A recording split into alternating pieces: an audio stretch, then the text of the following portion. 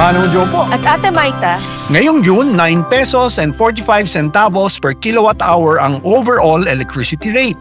1 peso and 96 centavos per kilowatt hour ang ibinaba mula sa nakaraang buwan.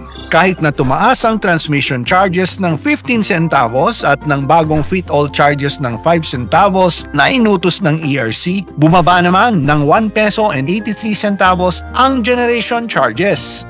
malaki dapat ang karagdagan charges, Joe. Pero para makagaan sa customers, nakipag-ugnayan si Meralco sa suppliers para hindi singilin ng buo ang generation charges. Inutusan din ng ERC ang mga distribution utilities na hatiin at singilin ang WESM charges sa loob ng 4 na buwan, starting June to September. Dahil may konting delay sa pagdating ng inyong bill ngayong buwan, in-adjust na namin ang due date nito para iwas abala. For more updates, visit our social media channels.